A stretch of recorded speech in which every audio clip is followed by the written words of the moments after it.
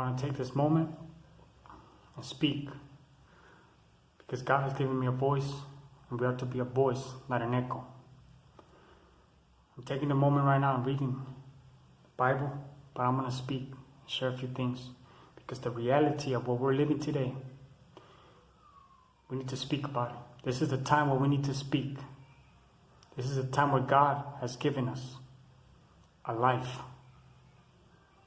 He has given us a voice, so we can be a voice and speak the things that He lived, speak the things that His life exhibited. Speak the things from God, because anything else that we're speaking comes to nothing, just momentary, just words. But when we speak from the oracles of God, they remain, they convict, and conviction is what we need, because conviction brings an encounter to transformation. It brings a conviction to let you know. Because I'm going to tell you this, we all know and we can see what's happening in our present time. We have people who are heaping up teachers for themselves who just have itching ears. People that just want to get a microphone and be seen by people and just press out things and invoke things and say things and rowdy up the people to madness.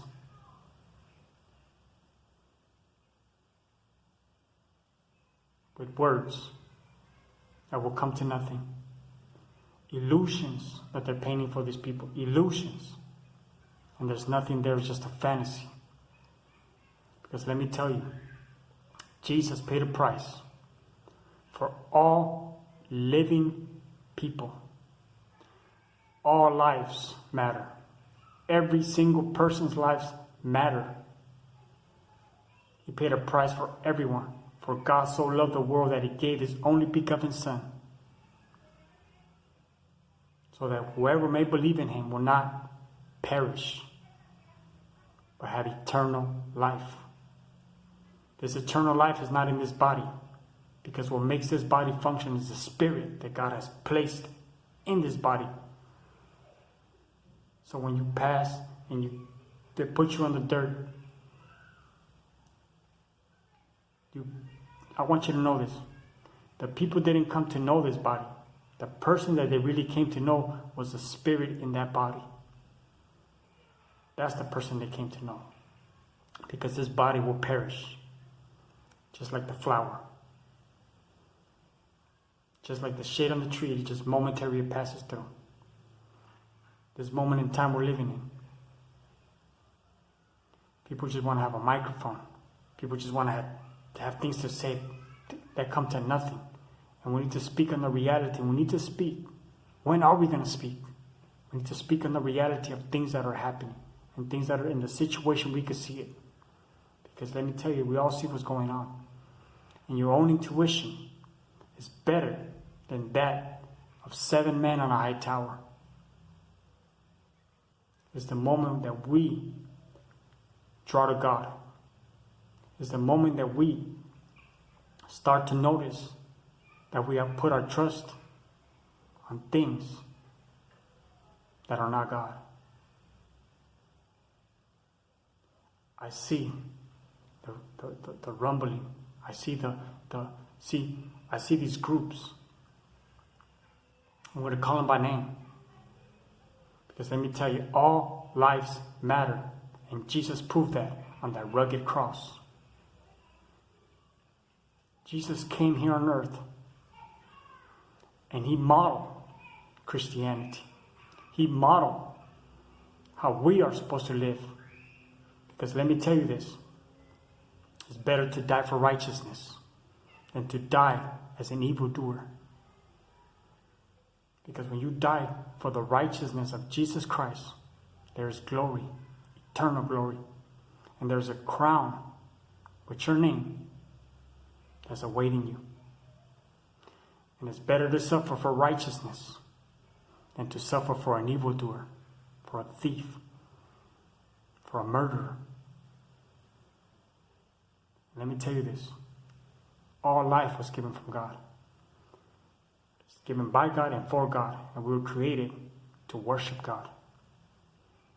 We are spiritual beings, and we have a momentary time in this flesh to draw others to Jesus. Because the only reason why we were given this life is so we could live like Jesus Christ. We were all created to live like Him. You want to have something to complain about? Look what He went through. Because it's not what's wrong, it's what's been made right. It is not what you're going through, it's what He went through. Perfect example. And we need to follow that example. And I want to tell you this moment right now. The time present that we're living in, people just want to have a platform. People just want to have a microphone and speak about it, and it means nothing.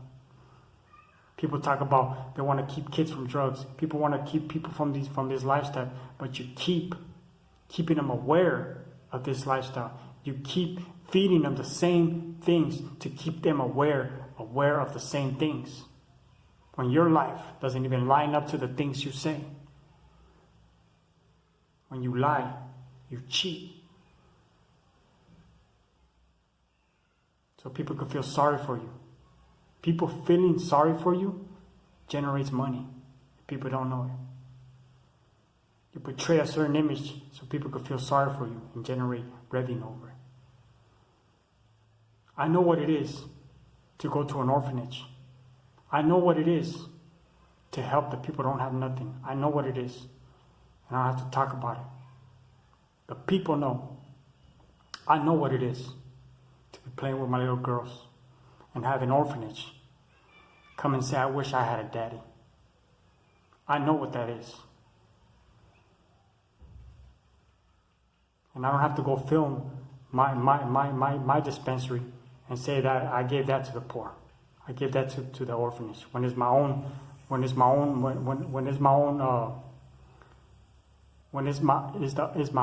in my own house, and it's my own stock and my own savings, and I'm portraying it as that's for the orphanages. It's not getting mistaken. We don't have to lie, because that's the mindset of the enemy, and it's the time that we stand in a point when we speak the truth. Let me tell you this: when you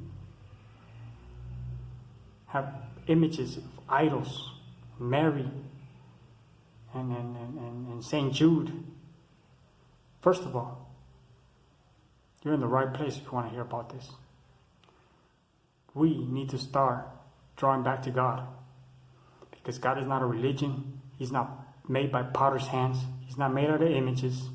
God is a spirit. He is a spirit. And let me tell you this. In my country, Catholicism, the worship of saints, it's called Santeria. And this country has placed the Roman Church in every corner. With idols, things they make for their neck, for their homes, for everything, and they don't even know that they're intertwined themselves with a curse. Whoever perverts the true gospel of Jesus Christ, let it be cursed. And when you intertwine yourself with these images, when you intertwine yourself with these saints that you worship, you're intertwining yourself with a curse. Because God never called you to worship anybody. He said you were created to worship Him. Mary can save you. Mary can intercede for you. She does not make no miracles. Jesus turned the water into wine. No one else. Jesus, the man, Jesus Christ, is the only bridge from us to God. He is the bridge. Jesus is the bridge for man to come to God. No one coming to the Father but through me, says Jesus Christ. And I want to tell you this moment, and I want to read this to you. It says in the Bible, Deo te renami. Let me spell it for you. It's simple. Deuteronomy.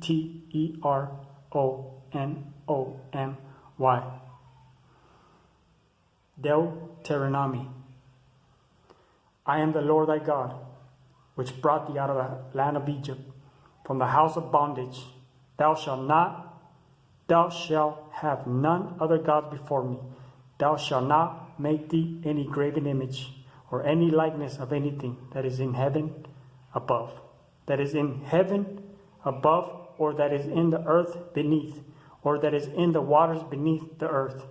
Thou shalt not bow thyself unto them, nor serve them, for I am the Lord thy God, am a jealous God, visiting the iniquity of the fathers upon the children unto the third and fourth generation of them that hate me, and showing mercy unto thousands of them that love me and keep my commandments. Thou shalt not take the name of the Lord thy God in vain, for the Lord will not hold him guiltless that taketh his name in vain.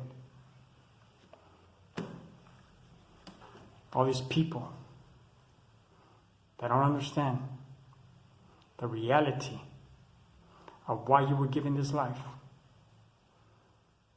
A lot of people can't think for yourself no more. You have others think for you. And you're not even what God created you to be. You're what everybody else says. Either you're for or you're against. Either you're for or you're against. There's no in between.